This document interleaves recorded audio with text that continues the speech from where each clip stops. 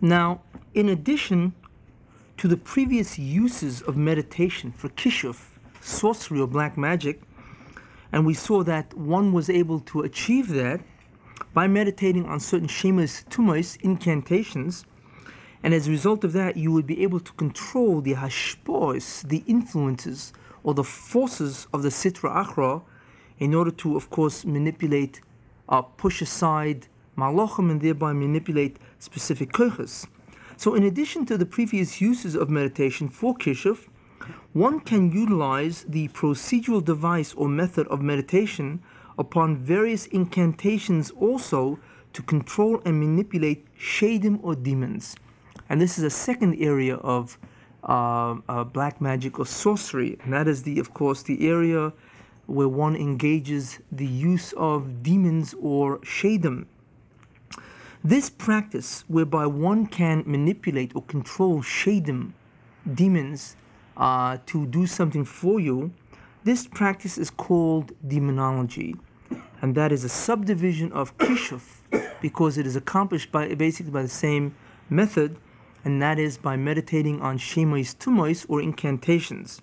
When various shemois or incantations are meditated upon, then one can control shadim or demons to push aside angels who are in charge of koiches. They then can interfere with the normal prescribed operational pattern of a given koyach and alter this to a special operational pattern of that given koyach to produce deviations in natural law and physical reality, which of course result in black magic.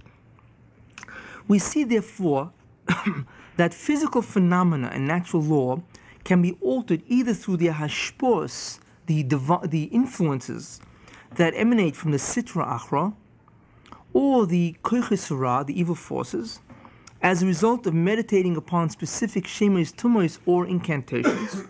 Or the second way is through the manipulation and control of shadim or demons, that is also brought about through meditating upon specific incantations or shemois, tumois. Now, the former phenomena, whereby one engages the hashpo'os of the sitra achra, the influences or causative forces of the koiches hara, the evil forces, this of course is called sorcery or black magic, or in Hebrew, ma'aseh kishofim, black magic or sorcery. And the latter, where one controls shadim, again through various incantations or shemois tumois, this is called demonology, which is a subdivision of the branch of sorcery. And this is referred to in Hebrew as ma'aseh shadim. So ma'aseh kishofim is the general term of sorcery, and ma'aseh shadim is a subdivision of the branch is a subdivision or branch of sorcery, and which is called in English demonology. Both phenomena belong to the term of kishuf, sorcery or black magic, which is the general term for all these phenomena. Now, all these forces, whether from the sitra achra or from shadim, have specific limitations and parameters within which they can function and operate. They cannot exceed or surmount these boundaries which the Ribbono Shel Olam has imposed on them.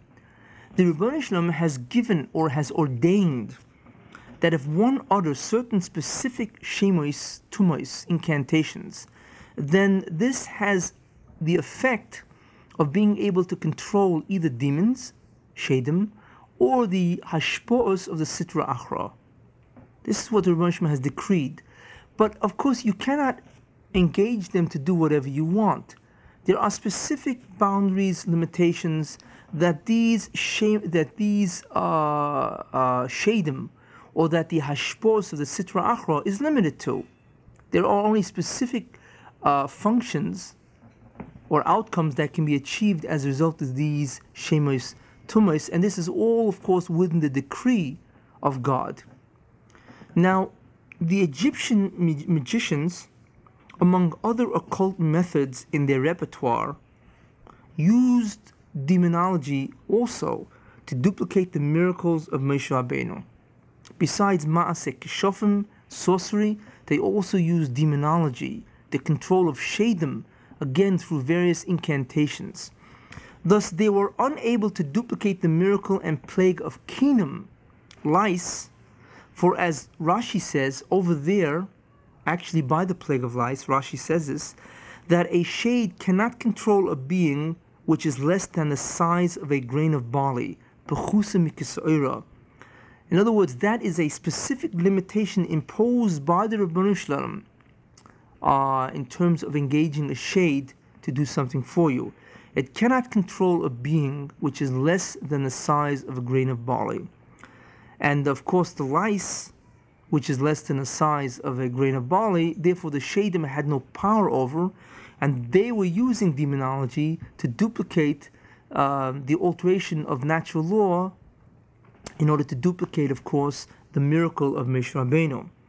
Thus, as we see that even though a shade could push away the malachim, the angels, in charge of the koches v'kinim, lice, it could not alter any of the normal prescribed operational patterns for these koches to special operational patterns, because the koyach counterpart in the Geshem world was smaller than a grain of barley, and lice, of course, is smaller than a grain of barley. Therefore, since they used the phenomena of demonology, they could not control lice because that is smaller than a grain of barley. Now, this is again one of the limitations imposed by the Ribono Shel Olam on the sphere of power and control of the Sitra Achra and Shadim. Of course, when they saw this, when the Egyptian magicians saw this, that they could not control Kinum, they realized that the power of control of Moshe Rabbeinu, in other words, the power that he possessed, could not possibly come from the black arts or kishuf, sorcery, but it could only come from a divine being of omnipotent powers and abilities. They therefore said that the power and influence that Moshe Rabbeinu has clearly indicates that it comes from a divine being of total and absolute superiority over all physical reality. In other words, they knew that if Moshe Rabbeinu was using the powers of Kishuf, then he would not be able to produce such an alteration of natural law, namely controlling lice. So they realized, because they themselves were masters in those areas, so they realized, therefore, that the powers of Moshe Rabbeinu to deviate, to alter natural law, could not possibly come from any of the black arts. The power that he had to alter natural law, and in this case, specific case, to produce kinim by the hundreds of billions, lice over Egypt, this power could not come from kshofim, sorcery. It had to come from a divine being, which obviously was greater than the power of demonology or the power of the Sitra Achra. So they realized this about Moshe Rabbeinu. And it's interesting, as I stated previously, that they used the expression when they spoke to Paro and they told him that they couldn't duplicate Moshe Rabbeinu's alteration of natural law. They said that it is the finger of God. And what they're referring to, of course, is that it, which refers to the power, in other words, the power that Moshe Rabbeinu has to do these things results from the finger of God, not the finger of the Sitra Achra or the finger of the Shadim. The ability, the wherewithal that Moshe Rabbeinu has to produce such an incredible alteration of nature results from the finger of God. That's the expression that they used when they spoke to Paro. So they told him that, and of course it does not derive from any other source such as Kishuf. Now, as stated previously, the phrase finger of God is a true metaphor of what occurred. Man influences and controls the world through his 10 fingers, which of course is part of his hand. But man interacts with the world when he does something with his 10 fingers. In man, therefore, each finger is an instrument that he uses to influence and control what he wishes and desires. That's what fingers are. Each one is an instrument that will enable man to interface with the world and to accomplish what he wants. Therefore, anthropomorphically speaking, the Ribbono Shel Olam also influences and controls all reality through his 10 emanations or spheres, and these spheres or emanations of God are referred to as the 10 fingers of God. Thus, the Egyptian magicians used the correct phrase when they said that the plague of lice has come about not through the influence and control of Kishuf or Shadim, but rather through the influence and control of the Ribbono Shel Olam using a finger or a sphera, a spiritual causative force. So it's really an exact metaphor. When they refer, of course, to God's powers, they call it finger, because when you refer to man's power, you refer also that it is the finger of man. Now, man, who resembles the guise of God, was given 10 fingers or instruments with which to influence and control the world, because the Ribbono Shel Olam uses 10 spiritual causative forces or 10 instruments, spheres, which he uses to influence and control the world. In other words, we have 10 fingers which we use as instruments to influence the world, just because the Ribbono Shel Olam has 10 fingers or 10 forces which he uses to influence and control the world. And by the way, this is part of the concept of man being made or formed in the image of God, which will be discussed at another time. In other words, we resemble the image of God, so therefore, just like he has 10 instruments, 10 forces, spheres or emanations with which he interfaces, he interacts, and he accomplishes whatever he wants to do, we also have been given 10 instruments, therefore we have 10 fingers with which we can interface and interact with the world. And of course, this is a concept of Dumus Odom or Tzelem Elokim. But that's another idea. But that reveals this profound idea that we resemble the guise of God. And if you look at your own body, you can actually figure out what the Ribbono Shel Olam has to interact with the world. Now, besides the ability and the power that the Sitra Achra, the forces of evil, and Shadim or demons possess to push aside angels that oversee the kochos of physical reality, they also have the power to obstruct the hashpois, the divine influences that God sends down, that emanates from the Ribbono Shel Olam, as it is being transmitted from one angel to another angel according to the system of the Ribbono Shel Olam, that God uses, in other words, he utilizes and sets up to convey his hashpos. If the Ribbono Shel Olam wants to do something, so therefore what he does is he emits, sends forth a causative force, and that hashpor, that influence or that energy, is transmitted from angel to angel until it reaches its proper destination. What the kochos hara, what the forces of evil can actually do, is they can obstruct a malach at some given point in the order of sequence of transmission. They can obstruct the malach, and they can retard or impede the flow of that hashpor, and therefore they can prevent man from receiving certain influences that the Ribbono Shel Olam wants man to have. They can actually interfere with the transmission of hashpos that the Ribbono Shel Olam wants men to have.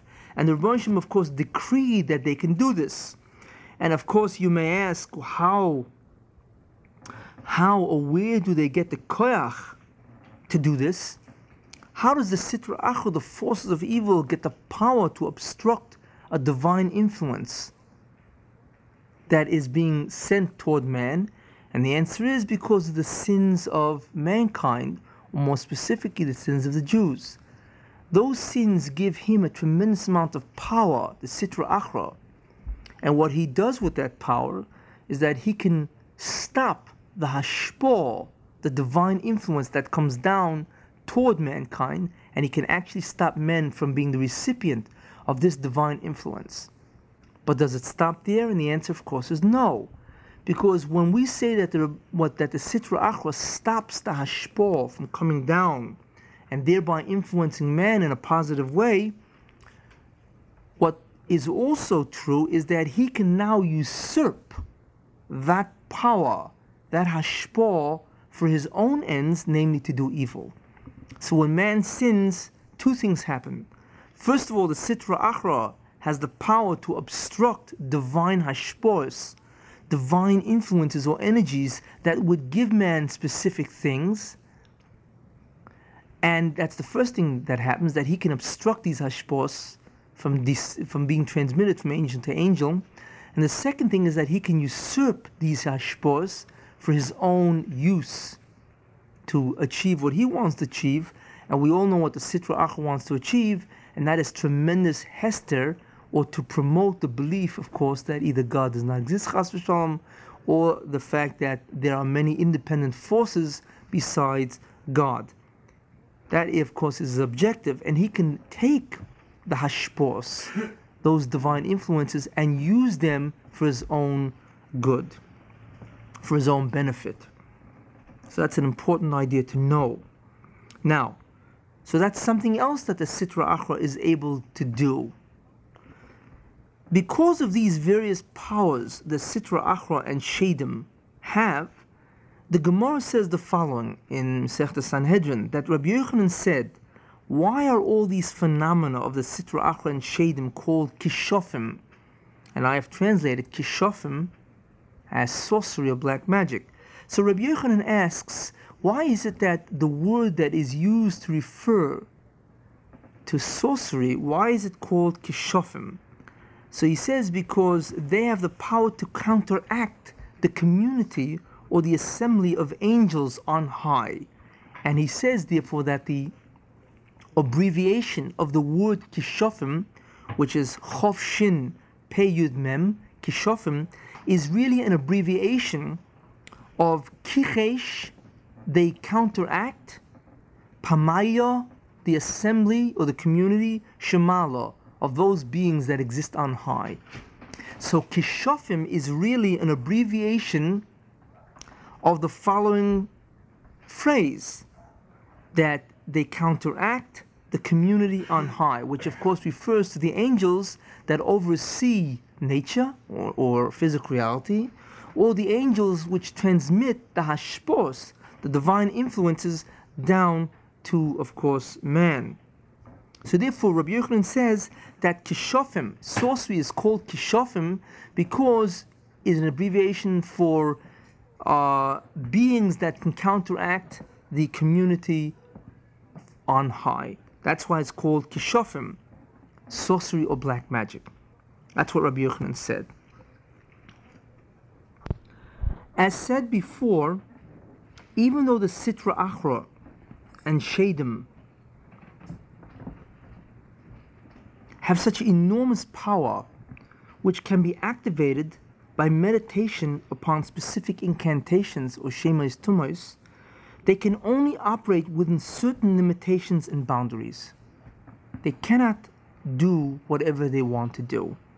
They have specific guidelines and parameters within which they can operate. Even when they, the Sitra Achra or Shadim, do not exceed their limitations, they can still be totally neutralized and rendered impotent if their functioning is precluded by a decree of the Rebbeinu Shalom. In other words, as I said, Shadim or Sitra Achra, even if you invoke or activate them by meditating on specific incantations, they can only function in certain limited areas. That's one obstacle or one restriction on their functioning. A second restriction on their functioning is that the Rebbeinu Shalom, if he wants to, can neutralize the entire sequence or process that activates them. In other words, that even if you meditate on specific shemos, he can neutralize, or he can make these shadim or the hashpos of the Sitra Achra, he can neutralize or render impotent these hashpos or the activities of the shadim. Now the Gemara, the Talmud explains that this is particularly true in the case of individuals whose merit or schus is so great that they are protected from on high, so that those who wish them harm are rendered impotent. And the Gemara relates incidents where there was an individual Rabbi Hanina, who's walking, and there was a sorceress behind him, muttering incantations and so on, trying to harm him. So he told her, he said, "Look, I have nothing to worry about."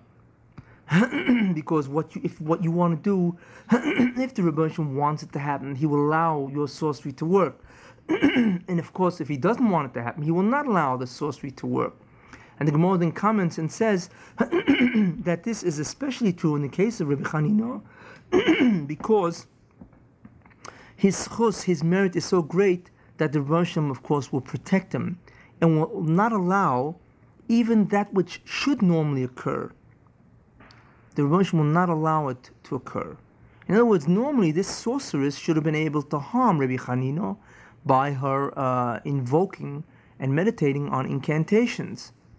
But the Rebbe, of course, prevented this from happening because of the schus, or the merit, the great merit of Rabbi Hanina.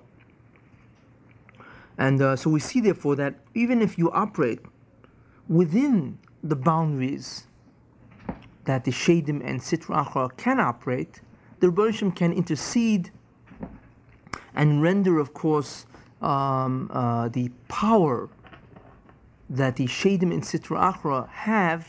He can render it impotent. He can neutralize the entire process. Now, I just wanted to mention an important idea, which is not too well known, and that is that there is an interesting segula. A segula is a assisting device, a helping device. There is a segula that the Nefesh HaChaim, Rav Chaim Volozhin, one of the most famous students or Talmidim of the Vilna Gaon, the Gra, he says a very interesting thing in the Nefesh HaChaim. And he says a very important segula that if one employs, then one can stop evil forces from harming him. Not only in the sense of evil forces, but also in the sense of the representatives of those evil forces. For instance, if a guy wants to harm you, then if a person employs this segula, it will remove that threat. Now, what is this segula? He says that if somebody thinks about Ein Oid Milvadoi, he contemplates Ein Oid Milvadoi, what that really means, then the harm that this guy, for instance, wants to do, it will be neutralized. And what that really means is that Ein Oid Milvadoi simply means that nothing exists besides God.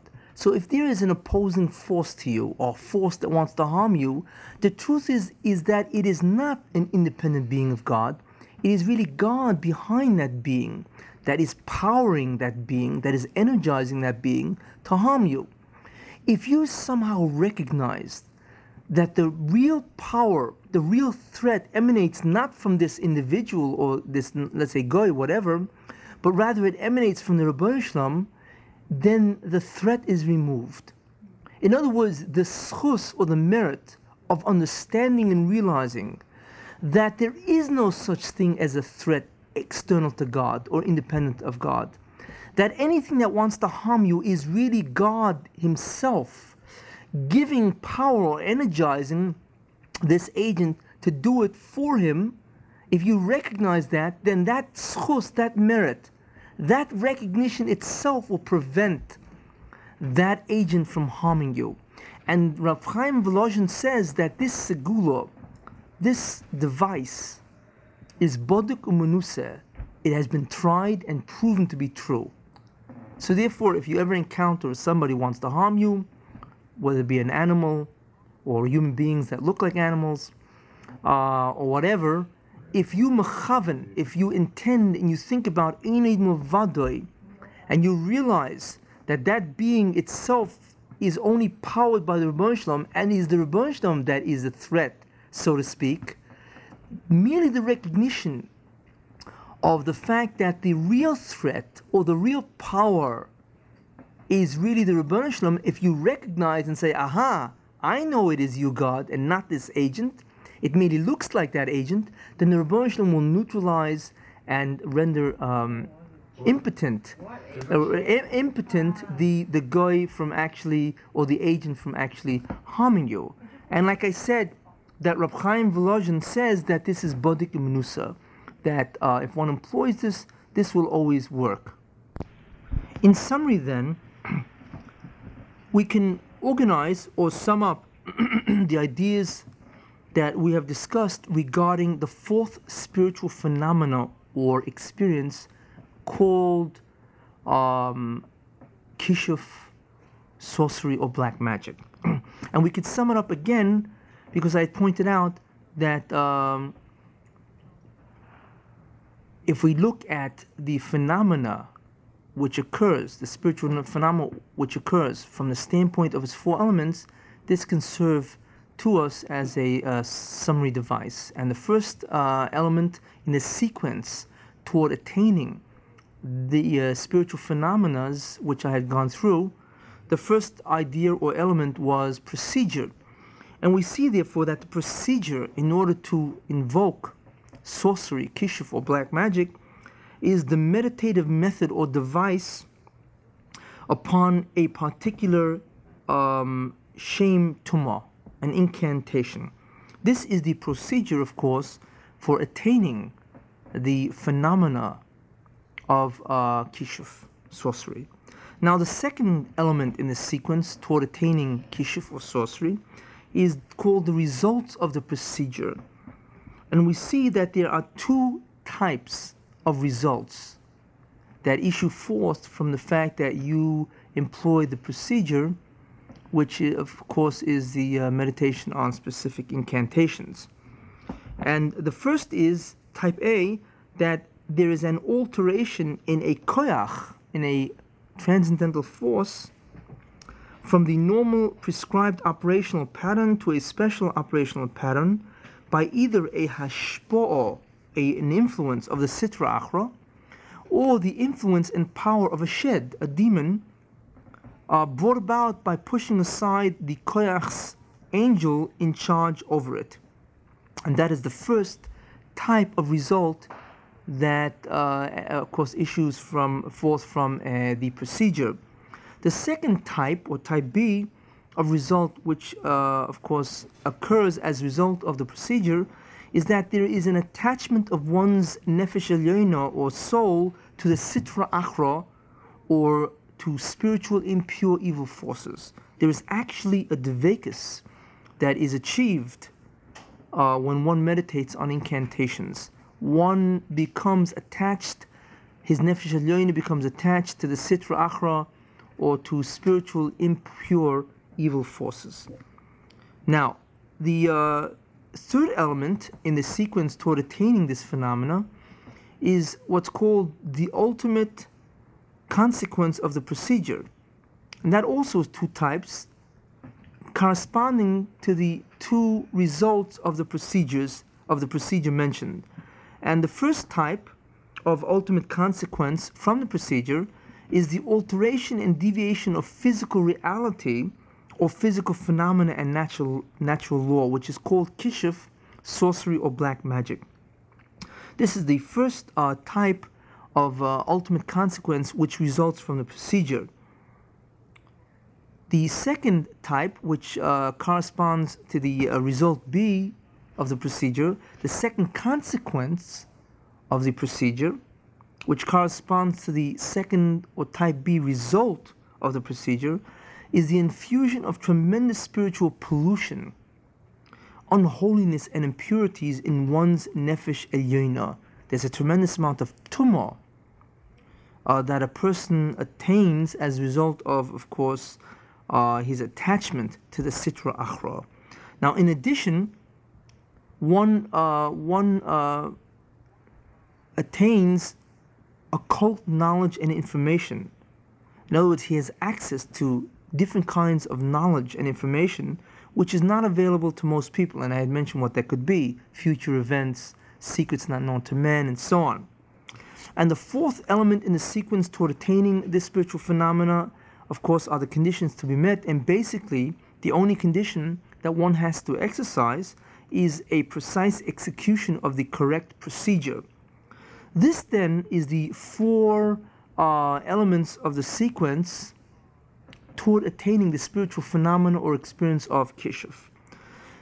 This then is a summary of the fourth and last spiritual phenomenon and experience that could be achieved through the procedure of meditation upon certain Kabbalistic instruments, namely either Shemais Kedoshim, holy names of God, or Shemais Tumos, incantations.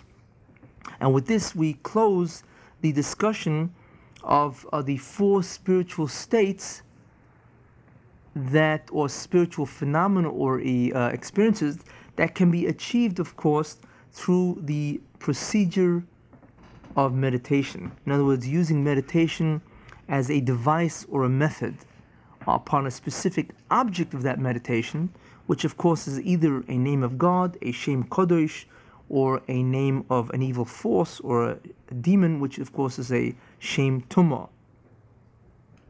We have now completed our discussion of the four spiritual phenomena or experiences that could be attained employing the meditative device or method. These four spiritual phenomena or experiences were, and I'll just repeat them, the first one we had covered was Nevuah or prophecy.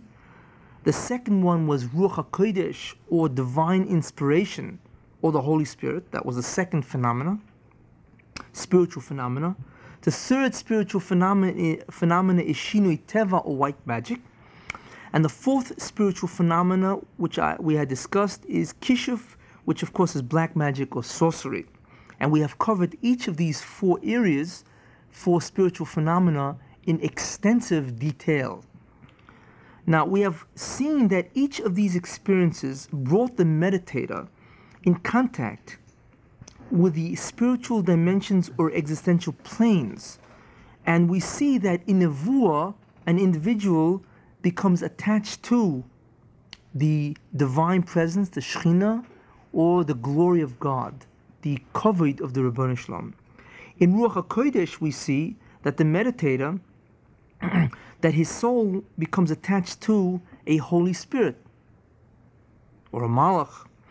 In Shinui Teva, we saw that the individual interfaces with Malachim, not that he actually attaches himself to those Malachim, but that through his meditation, divine hashpos influence Malachim, of course, to interact differently with the koiches. So therefore he interacts, so to speak, within the world of angels, which of course is Olam Yetzirah. And the last spiritual phenomena, which is Kishuf, or sorcery, we see that the meditator interacts with Olam Asiyah in the world of the Klipos, whereby he influences the hashpos of the Sitra Achra or Shadim. Now, we have also seen that the spiritual phenomena of Nevuah, prophecy, and the spiritual phenomena of Ruach HaKodesh, or divine inspiration, were incredible spiritual elevated states for any person that achieved them. Shinui Teva, on the other hand, was seen to be a phenomenon which was utilized rather sparingly and only by advanced individuals in terms of their spiritual level. In other words, people who had achieved an advanced level of spirituality. We also saw that Kishuf was terrible in its ultimate outcomes for anyone who engaged in it. And because, as I mentioned previously, a person who had attached himself to the Sitra Achra, the evil forces, would ultimately be destroyed, because that is exactly what they seek, to destroy mankind. So we saw, therefore, that it would promote for the meditator terrible consequences. And the outcome of anyone who engaged in Kishuf, of course, it would be disastrous. And therefore, this was expressly forbidden by the Torah for anyone to engage in it for any reason at all.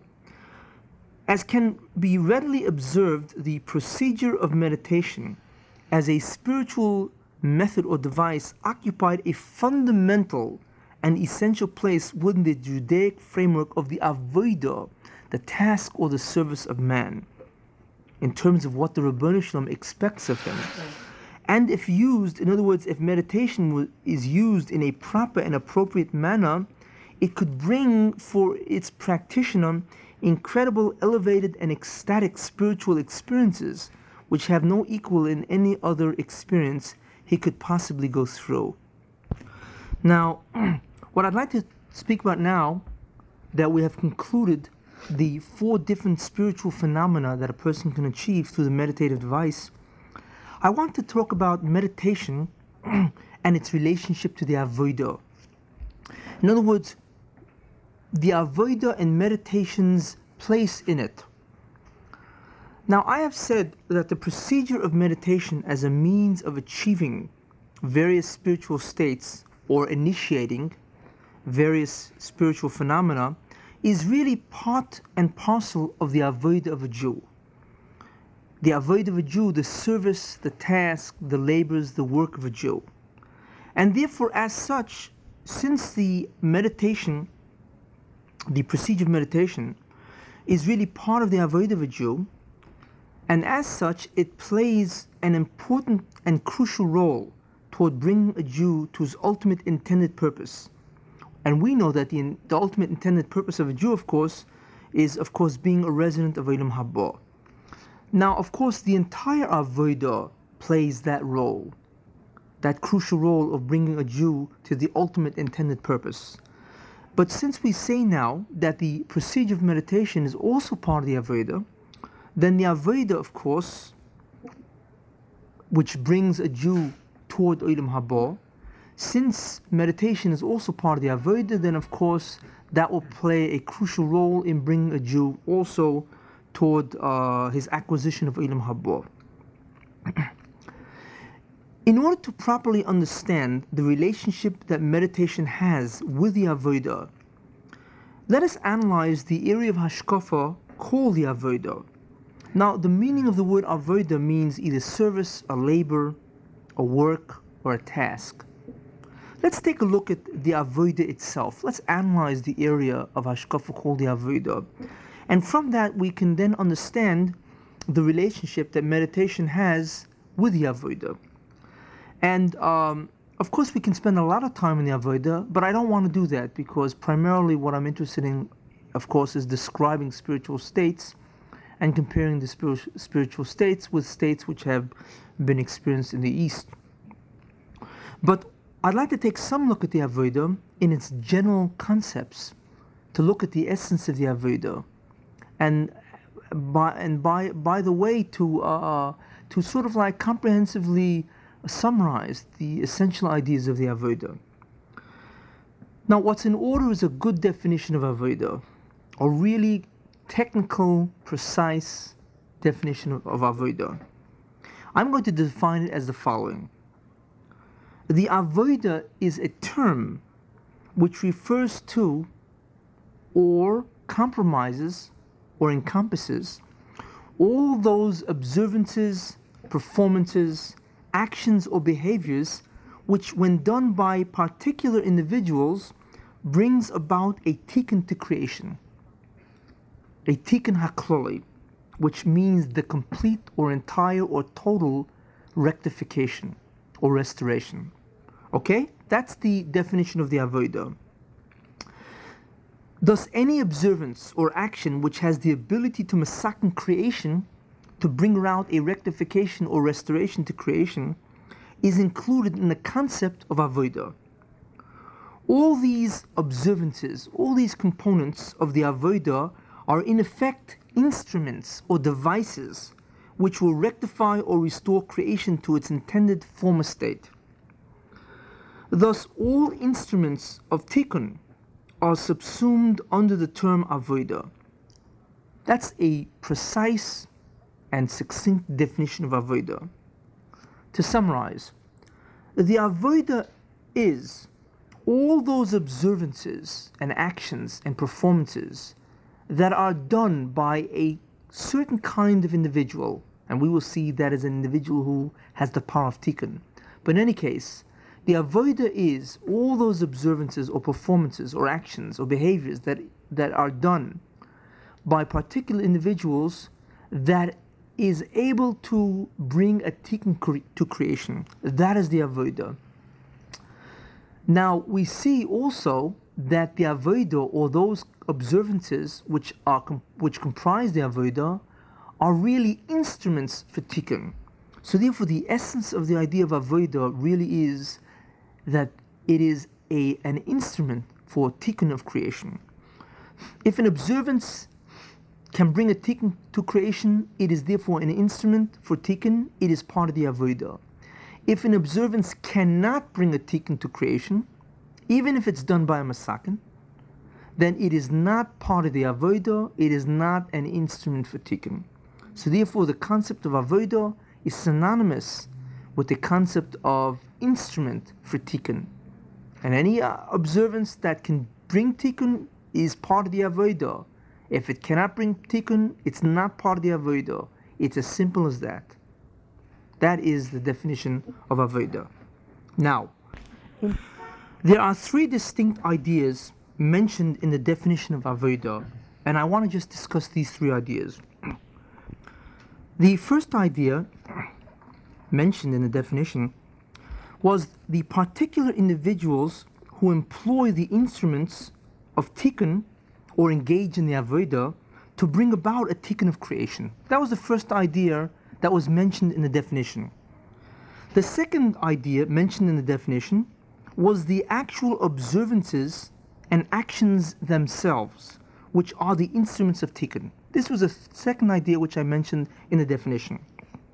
The third idea which I mentioned in the definition is the outcome or effect of the avodah or the tikkun itself. Now, the first idea, in other words, those particular individuals who actually employ the instruments of tikkun to bring about a tikkun of creation, we call them masaknim, those people who can restore, rectify, fix, or correct creation. The second idea, which refers to the observances and actions themselves, which are the instruments of tikkun, this is called the oifen of tikkun, the manner or the mode of tikkun. The third idea, which is the outcome or the effect of the avodah or the tikkun itself, this is called the tikkun itself, in other words. Now, these three ideas, the masaknim, the oifen of tikkun, and the tikkun itself, is what's called the avodah paradigm or the avodah model. And in that model lies the essence of what a Jew is really supposed to be active or engage in. Now, let me mention some ideas of the masaknim, those people who can bring about a tikkun to creation, and also some ideas about the tikkun itself, before we proceed to the main material, which is the oifen of tikkun or the avodah, the method or the manner or the mode of tikkun or the actual avodah itself. Let's talk about the masaknim, or a masakin. What is the definition of a masakin? Again, we need precise definitions. The definition of a masakin is whoever can bring a tikkun to creation by employing the avodah or instruments of tikkun. That is what a masakin is. Whoever can actually bring about a tikkun by employing the avodah or the right instruments. Now, it is important to know that the mere engagement by anyone in the avodah does not bring tikkun. Just because somebody is going to engage in the avodah, and let's assume the avodah now is mitzvahs, just because somebody will do mitzvahs does not mean that he will bring a tikkun to creation. That person, in order for a person to be a masakin, in order for a person to correct or rectify creation, he must be ontologically connected to all creation for this to occur. Since he is going to masakin creation, he's got to be connected to all creation. In other words, he has to be connected to all four worlds, all the olamus or all the existential planes which I had mentioned previously. And of course, those are the worlds of Olam Atzilus, Olam Bria, Olam Yetzira, and Olam Asiyah. This individual, in order for him to masakin the Bria, has to be connected ontologically to all four worlds, and that is the same as being connected to all creation. That is the only way this individual can masakin creation. Therefore, An individual who is connected ontologically to all creation, if he engages in the avodah, in those instruments that can bring about a tikkun, then lo and behold, a tikkun takes place. If an individual who is not connected at all ontologically to any of the ulamas, if he engages in the avodah, which is the instrument of tikkun, nothing happens. Even if this individual engages in the instrument of tikkun, since he is not a masakin, nothing happens. He cannot bring a tikkun to creation because he is not rooted, he is not connected ontologically to all creation or to all the four ulamas. Now, let's take just a brief look. Who was the first masakin? And of course the answer to that is Adam Rishon. He was the first masakin. Because that is what the Rebbeinu Shalom intended, that all mankind should be able to restore or rectify creation. Therefore, Adam Rishon, the first man, of course, was given that power. Adam Rishon was the first masakin because God intended all mankind to be masakin the Bria. Now, after Adam failed to do the task that he was assigned to, namely not to eat from the tree of the knowledge of good and evil, the power of tikkun was then passed on to all mankind. So therefore, all masaknim were all men, not just Adam Rishon. Again, we find the power of tikkun amongst all men. Now, after mankind continued sinning, then what the Rebbeinu Shalom did is he took away the power of tikkun, the ability to rectify or correct or restore creation to its original intended state. And I will speak about what that was, the intended state or the original state of creation, a little later on. After mankind sinned, then the Rebbeinu Shalom removed the power of tikkun from all mankind, and he gave it only to Avram, or he allowed Avram to keep it, because Avram anyway had it, because he was part of mankind. So because Avram was the only one who was doing the will of God, the Rebbeinu Shalom allowed Avram to maintain it, to keep it, and he took it away from all mankind. In other words, no other peoples, no other nations or individuals had the power of tikkun. From now on, in order for an individual to have the power of tikkun, he had to become Jewish in order to get this power. Now, that meant that only Avraham Avinu had the power of tikkun and no other nation. But the Rebbeinu Shalom gave the nations one more chance that they can restore the power of tikkun to themselves. And the last chance was Matan Torah, when the Rebbeinu Shalom gave out the Torah to the Jews. Matan Torah, the giving of the Torah, was the last opportunity for nations to regain their status as Mesaknim besides the Jewish nation. And that would only transpire if they had accepted the Torah. Now, what the Rebbeinu Shalom then did is that he examined the spiritual levels of each nation to see exactly where they were at. And he determined that the nations were so immoral and so evil that even if he were to offer the Torah to them, they would not accept it. In other words, based on their spiritual level, he saw that they would not accept the Torah. Therefore, he decided that he would not give the power of tikkun back to the nations, and the ability to masakin was sealed off, closed forever to all nations of the world. In other words, the availability of the masakin power was sealed off for all time. And the general principle behind that is that everything is governed by a time limit. Even spiritual merits, spiritual benefits or schusim. In other words, if the Rebbeinu Shalom wants to give something to somebody, and that person has to deserve it, he's got a certain time frame, time limit from which to earn that. If he does not do what has to be done to earn this spiritual benefit, then that person loses it. And that's it. The time limit is over.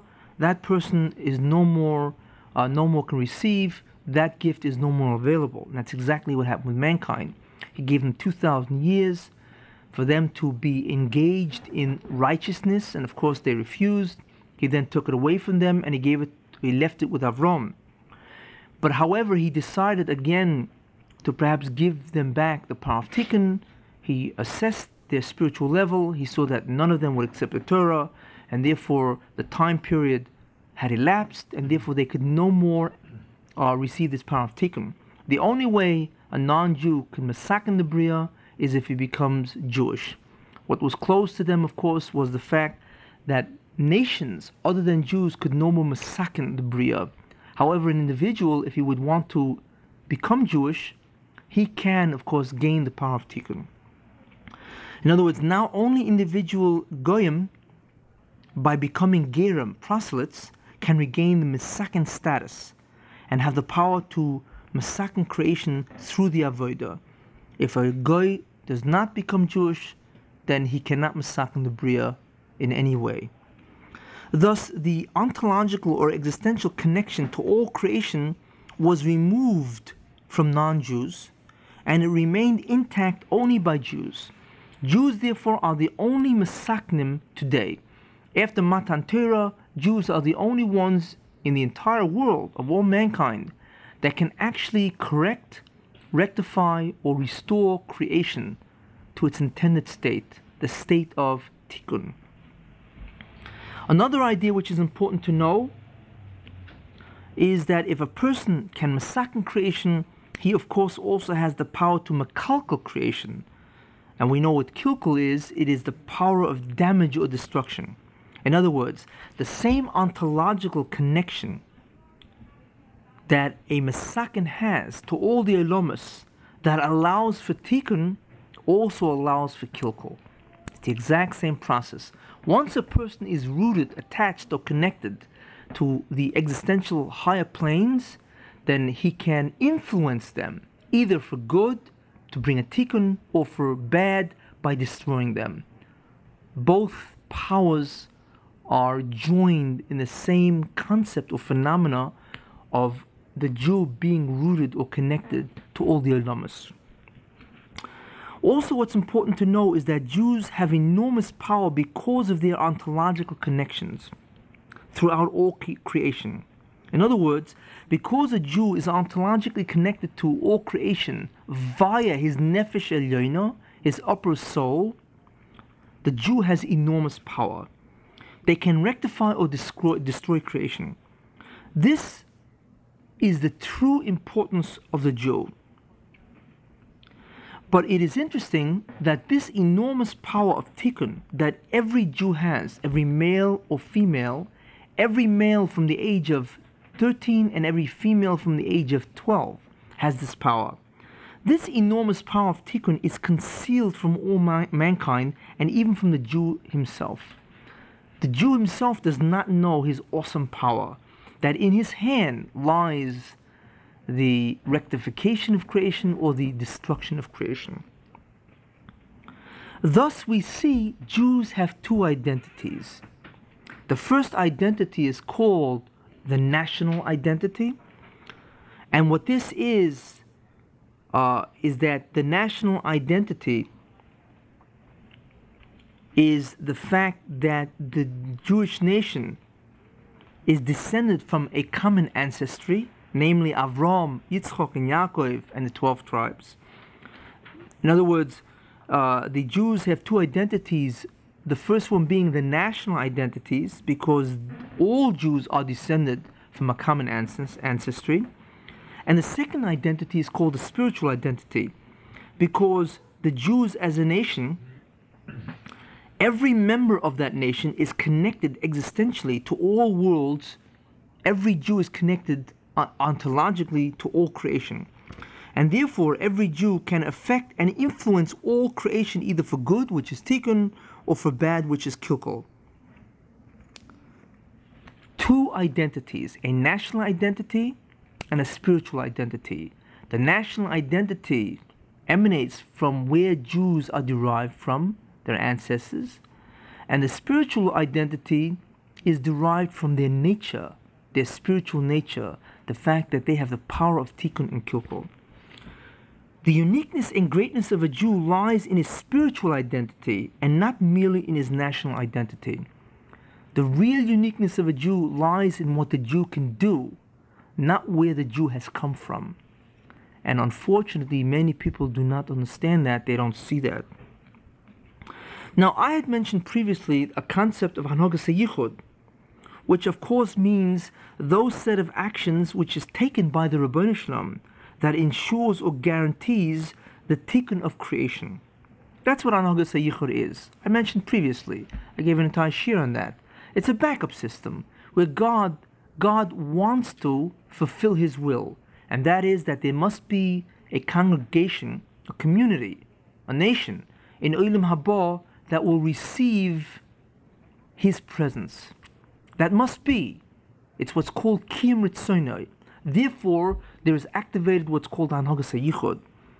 Those set of actions which ensure that creation must reach its intended tikkun. Now, Hanhagas HaYichud ensures the tikkun hakloli. And what tikkun hakloli means, the total rectification of creation. And what Hanhagas HaYichud, of course, guarantees is that creation will have this tikkun hakloli. No matter what happens, there must be a tikkun hakloli. Creation must achieve a complete rectification. That is the guarantee that Hanhagas HaYichud provides. Now, since there must be a tikkun hakloli, right? That's what Hanhagas HaYichud guarantees. Then there must be a masakin or masaknim to bring about this tikkun. Obviously, if Hanhagas HaYichud guarantees tikkun hakloli, then it must guarantee the existence of a masakin, because the only one who can bring about a tikkun is a masakin.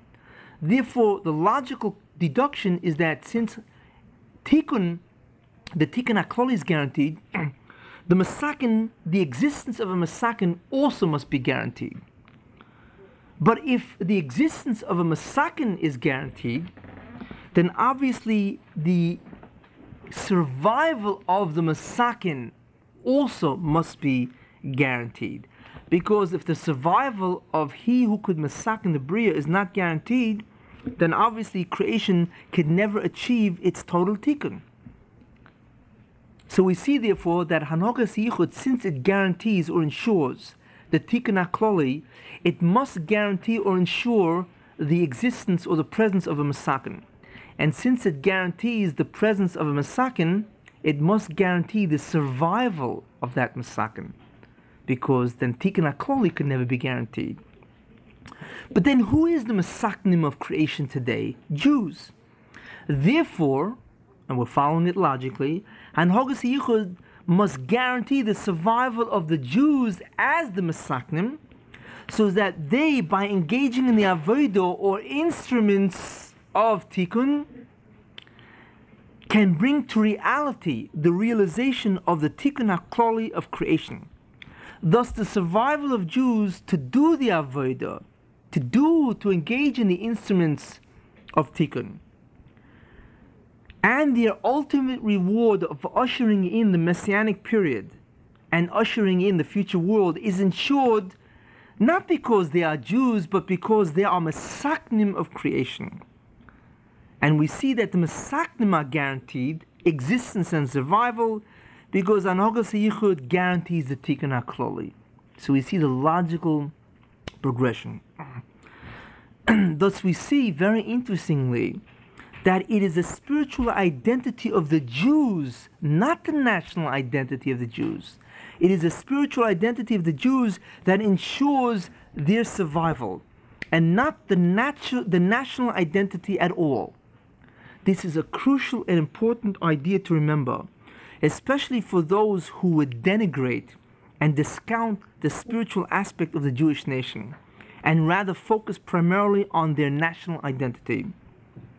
You should know, if Jews only had a national identity and no spiritual identity at all, in other words, if Jews were only a nation, like other nations, and they were not masaknim, they could not bring a tikkun to the bria, then they would be fated to join the long list of nations that have long ago faded into historical oblivion. Jews are not unique because they are descended from Avram, Yitzchak, and Yaakov. They are unique because they can masakin the bria, and of course that comes from the avodah of Avram, Yitzchak, and Yaakov. But if Jews had to rely on the merit of the fact that they came from Avram and Yitzchak and Yaakov. And if that reliance did not include the power of Tikkun, then they would disappear just like other nations. It is the fact that they are able to masaken the Bria that is what guarantees their existence. Because Anhogas Yichud guarantees what? The Tikkun HaKloli, which guarantees the existence of a masaken, which guarantees the survival of the masaken, which guarantees the existence and the survival of the Jew, because they are, or he is, that masaken. That is why we must exist, and we must eventually masaken the Bria. Our uniqueness comes from the fact that we can masaken the Bria. It comes from our spiritual identity, not from our national identity. And those evil people that try to reduce Jewish nation to the same as all other nations, we are like all other nations, are making a fundamental error. Because chas v'shalom, if that ever comes about, which of course it can't, but that if that ever could come about, what that simply would mean is that we would then proceed on in the same historical progression, the same historical evolution as other nations. And we all know that what that means. That means ultimately to go into oblivion. Just like all the nations of antiquity eventually disappeared from the face of the earth. It is a spiritual identity of the Jews that makes the Jews so awesome and which ensures their survival and which makes them the recipient of Anhogas Yichud from the Rebbeinu Shalom. Now, these are some ideas of the Masaknim, the individuals, and of course at the present time it is the Jews. These are some of the ideas of the Masaknim, those people, individuals that can actually bring a tikkun to creation. These are some of the ideas that I wanted to mention. Now, the next idea I wanted to mention was the third element in the Avodah paradigm or the Avodah model. First was the Masaken, the individual or individuals that can Masaken the Bria. The next element of the paradigm is the Tikkun itself. Now, I had mentioned a term called Tikkun HaKloli. Now, what Tikkun HaKloli means is the total or the entire or the complete rectification or restoration of creation to its former original state. That is what the Tikkun HaKloli is. Now, what does it mean when I say creation as it was in its original formal state? What was the original state of creation? Well, the formal state of creation, the former state of creation, was the unrestricted, totally revealed oneness of God, the Gilu Yechudoi of the Rebbeinu Shalom. In other words, it was a creation whereby an individual, a being that existed at that time, would perceive the absolute oneness of God. And I'd like to be more specific.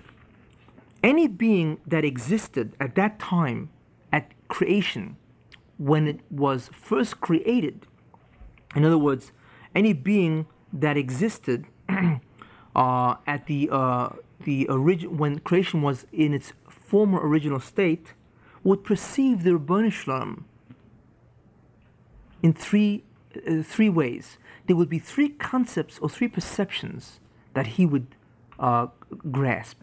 What were they? The first is that he would perceive that God is existence itself. God is being. God does not have existence. God is existence. He is the concept being itself. Included in that idea that God is being and God does not have being is that God determines reality. He determines the form reality takes. God is not part of reality. He makes reality. A being that is existence decides the form existence takes. So therefore, God is not governed by reality. He is not part of reality. God determines reality. He actually determines the form, the expression that reality takes. Very profound ideas. That is the first thing that a being that existed in creation, when it was in its original state, that is the first thing that that being would perceive. That God is existence per se. Now the second thing that that being would perceive is that the Ribono Shel Olam is the ultimate, the literal source of all being and existence. In other words, that all beings emanate from Him, from the Ribono Shel Olam, and derive their very existence from God continuously. That is the second thing that that being would perceive.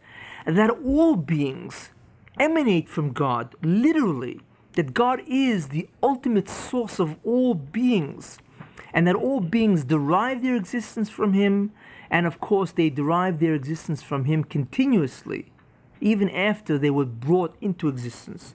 That is the second thing he would perceive. Again, first, that God is existence. The second, that God is the ultimate literal source of existence of all beings outside of God. The third thing that he would perceive is that he would comprehend the truth and the nature of his own emanation from God. In other words, he would know of a certainty that he emanates from God, and he would know the nature of that emanation, what it really means, what it really is, what does it consist of that he emanates from God, what exactly is going on. And interestingly enough, in the act of comprehending the emanation itself, it would be the understanding and realization of the most fundamental principle of all that we can comprehend about God, that besides God there is nothing else. In other words, he would comprehend the absolute oneness of God. In other words, in the act of comprehending the truth and the nature of the emanation of the being itself, he would comprehend that in truth he is not and God is. In other words, therein lies the hasog of Einu Milvadoi. In the actual comprehending of the nature of his emanation, to comprehend the nature of how he's connected to God, embedded in that comprehension is the hasoga, the comprehension, the understanding that Einu Milvadoi, that God is, and I who emanate really am not, even after the emanation.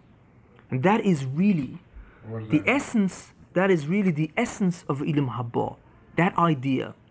So in Olam Haba, and that by the way is, or rather was, the original state of creation, as I had said a long time ago, Olam Haba means the world that came, because if it meant the future world, it would have meant, it said Olam Sheyavoi, the world that will come. Since it says Olam Haba, it means the world that came. So this original intended state of creation, this state of creation whereby it actually enjoyed or was in the situation called Tikkun HaKloli, is the state of Gil Yechudoi, which is synonymous with Olam Haba, which is synonymous with the eventual world when it will have received its Tikkun HaKloli. And we see that what that Tikkun HaKloli is. It is a state of creation whereby beings that exist in that state perceive that God is existence, that God is the source of all being, and not only that, but the beings comprehend the truth and the nature of their connection, their emanation from God, and as part and parcel of that comprehension is the idea of Einu Milvadoi, that in that emanation they perceive that God is and they are not.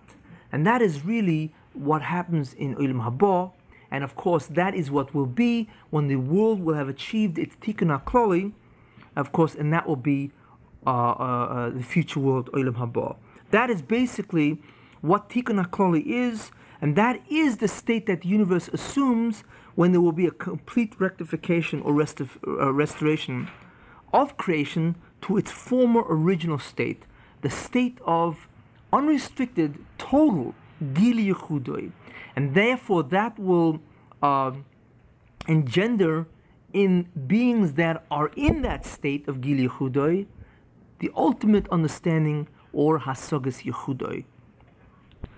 Now, the Rebbeinu Shalom concealed his nature, in other words, the key idea of Eined Mavadoy, or rather, he concealed the nature, in other words, what a Nivra could comprehend about it, what a created being could comprehend about his nature.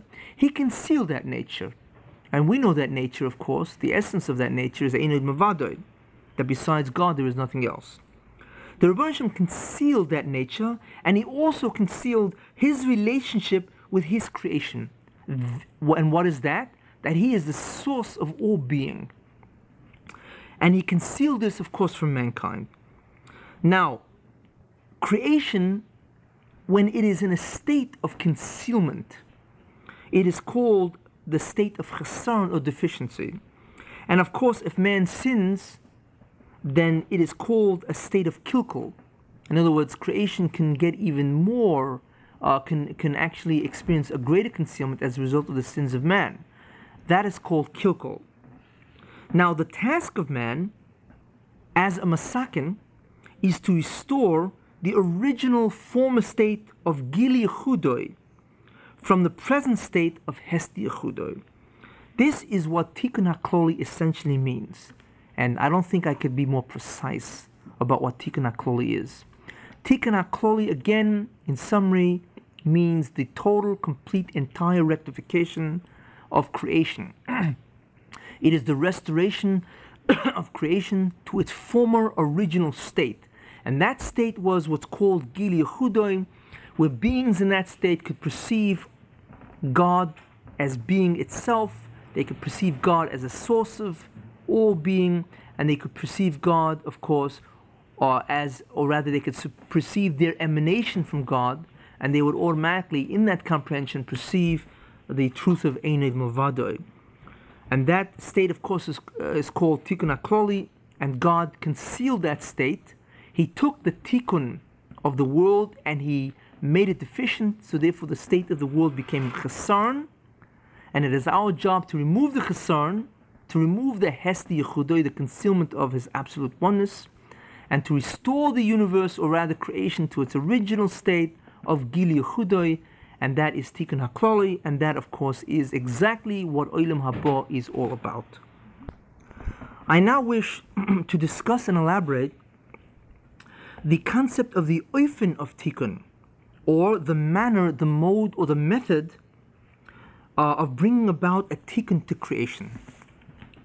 This mode of tikkun is called the avodah, and consists of all those observances, actions, and behaviors that can serve as instruments for achieving tikkun.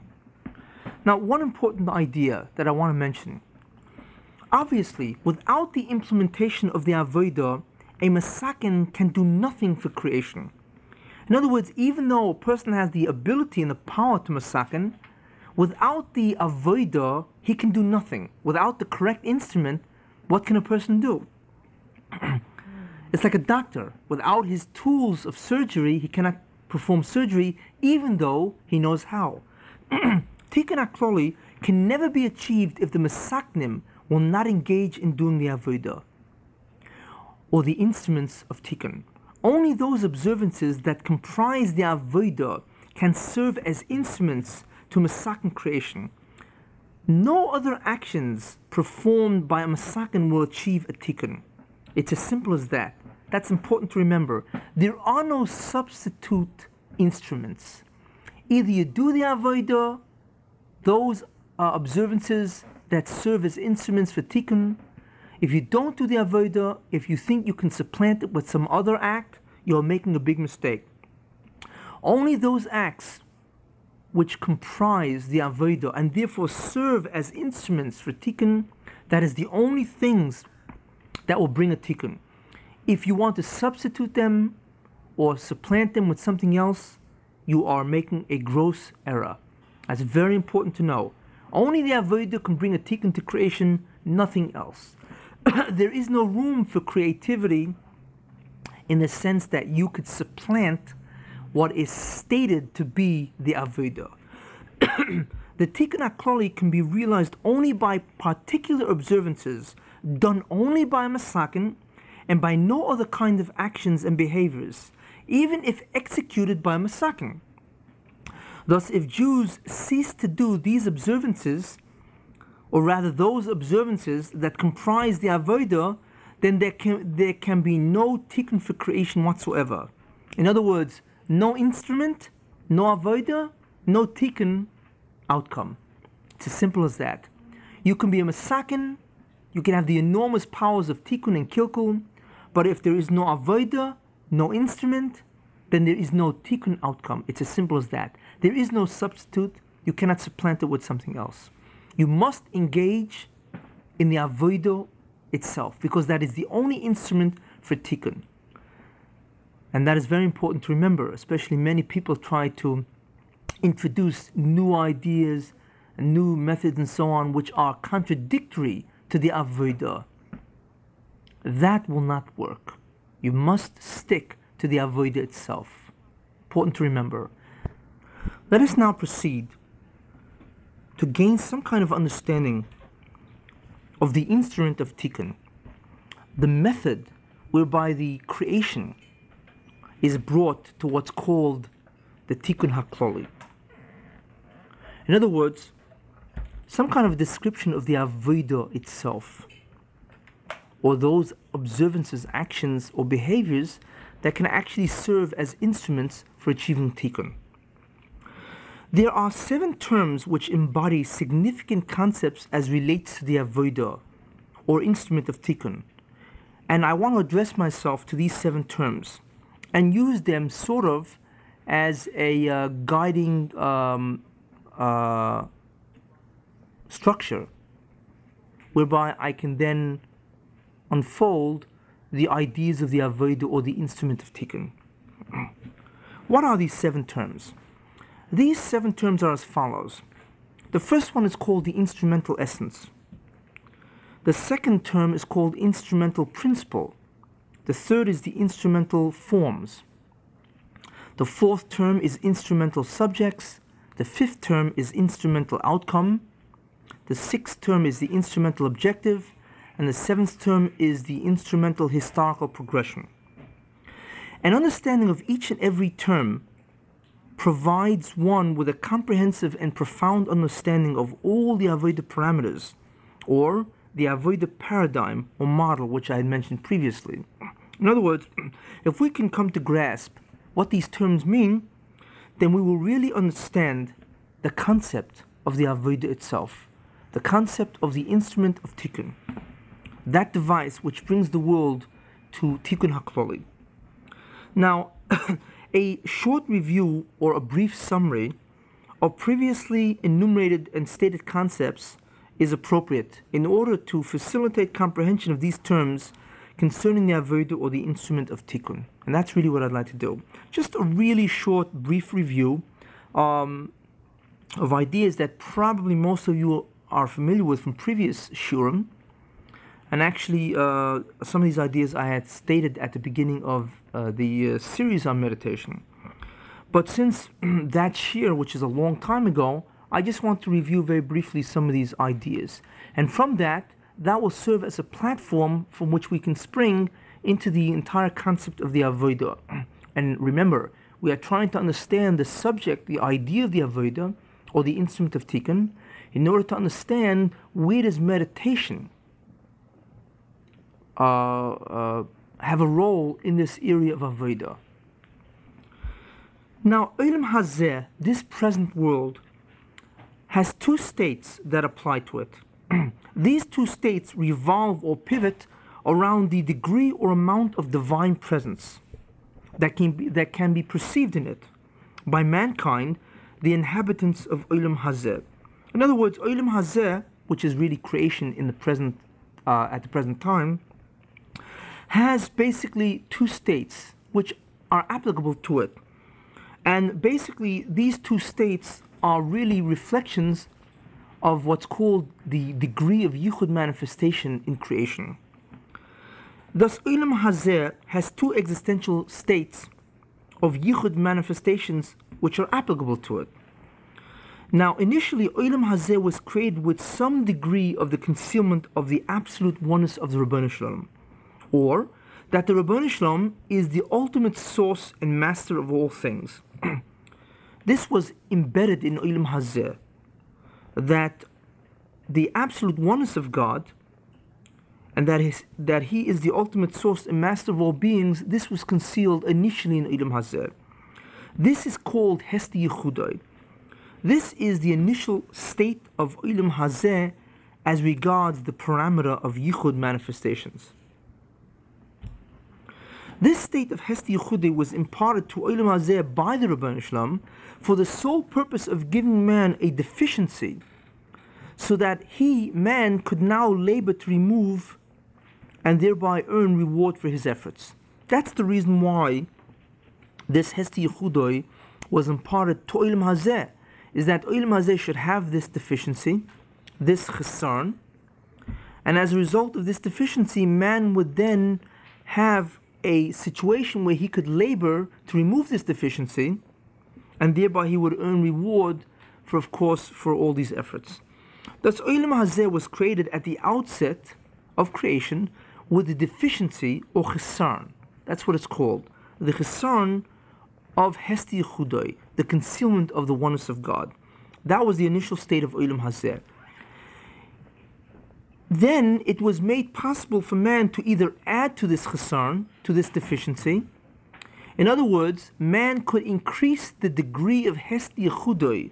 He could increase the degree of the concealment of the oneness of God by inappropriate behaviors or actions, or on the reverse side, he could decrease the degree or amount of Hesti Yechudai by appropriate behaviors, thereby changing the state of Olam Hazeh from one of Hesti Yechudai to one of Gili Yechudai.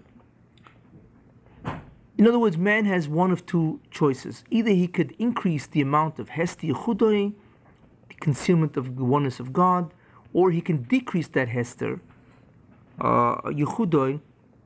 In other words, he can initiate rather a Gili Yechudai, the revelation of the oneness of God.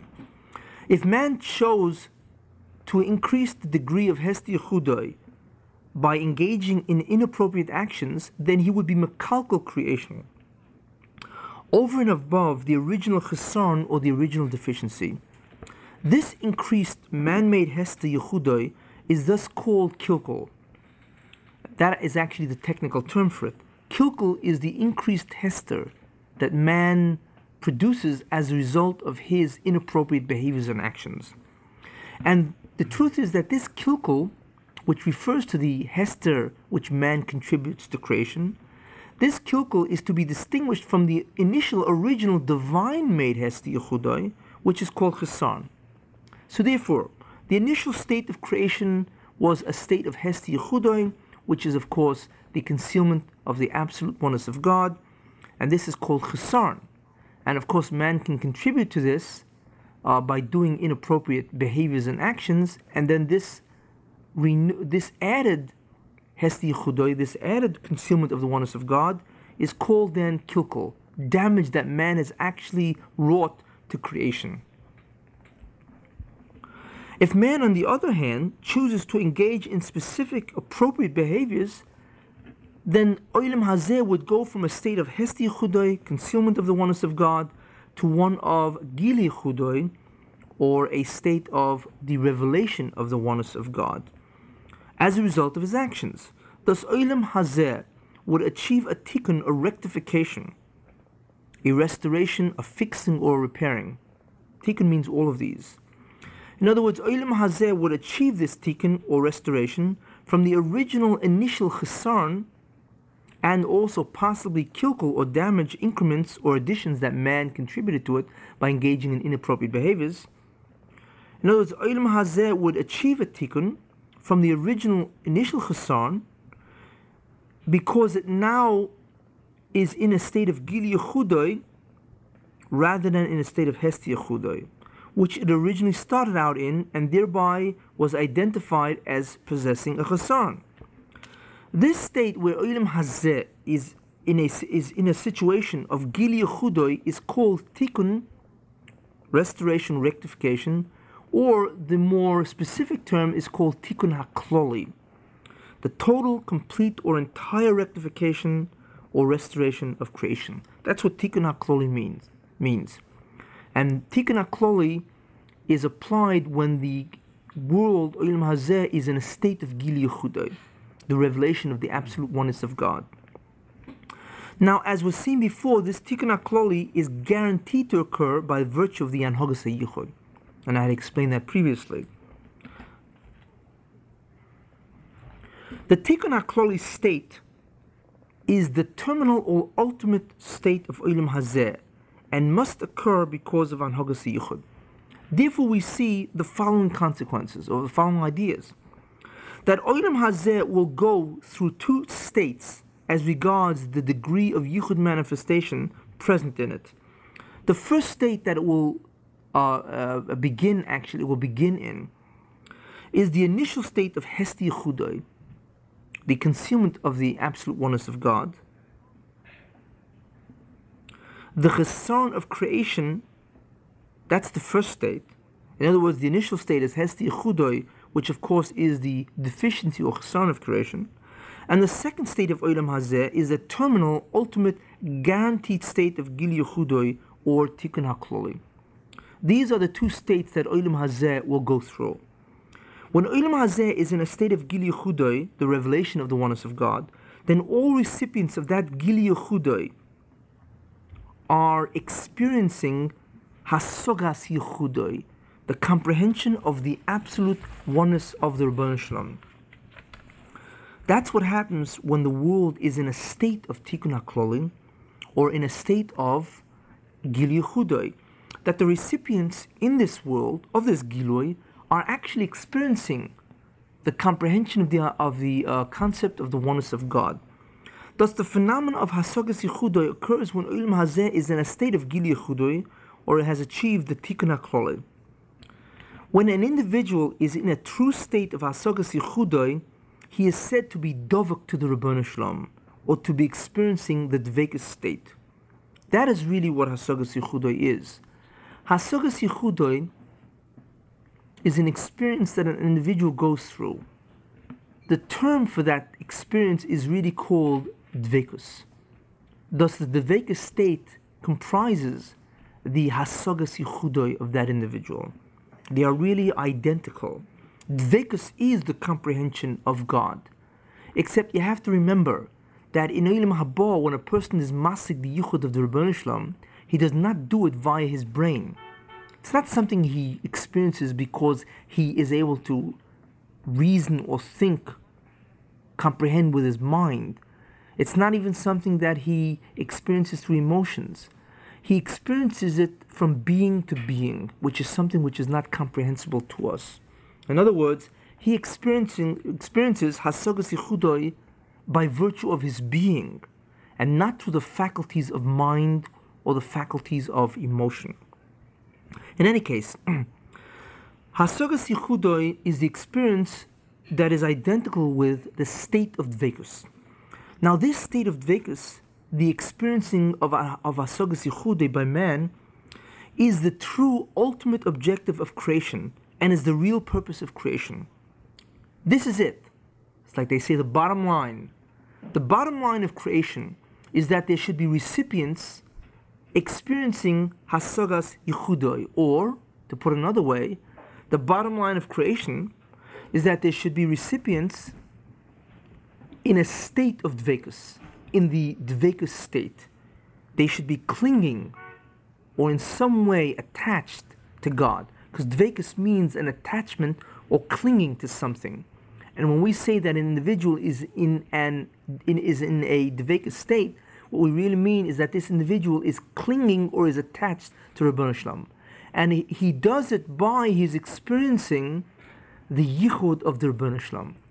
So Hasogas Yechudai, the experiencing of that, gives rise to the Dveikus state. And that is the ultimate purpose of all creation. Very important to know. All other imagined goals that people have are really false. And their pursuit is a waste of time and the height of folly.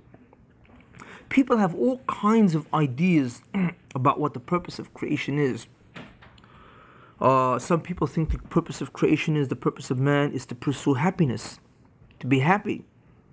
Some people think it's to be productive, to achieve great things, great material things. Some people think it's to benefit mankind. Some people think it's to reach great philosophical understanding of what the world is and so on. The truth is, it's none of these. Some of these ideas are really emtsoim, methods by which one reaches the ultimate purpose of creation. And that ultimate purpose of creation is that you, the recipient, should be in a dveikus state at a certain time, and that time is Olam Haba. That's it. Dveikus is the name of the game. That's what it's all about. And the idea of dveikus is that you cling or attach to God by virtue of your comprehending His oneness. And as I said previously, in Olam Haba, man will know the truth and the nature of his emanation from God Himself. That is what dveikus is. The comprehension of the truth and the very nature of your emanation from the Ribbono Shel Olam, and that will reflect itself in two ways. One, you will know who God is in relation to yourself, and you will know who you are in relation to God. You will know that He is the source of your being, and He is the master of all being. That's He in relation to you. And you will know you in relation to He, that He is existence per se, that He truly is, He really exists, that nothing else exists besides Him, and that you are really an emanation from Him. So you know really both of these ideas. And that is all part of the knowledge of the emanation, which you will comprehend in Olam Haba. That state is called dveikus state, and the experiencing of that, of course, is called Hasakis Yichudoi, and that is the ultimate purpose of man, and that is really what Gil Yichudoi, or the Tikkun HaKloli, is supposed to get you.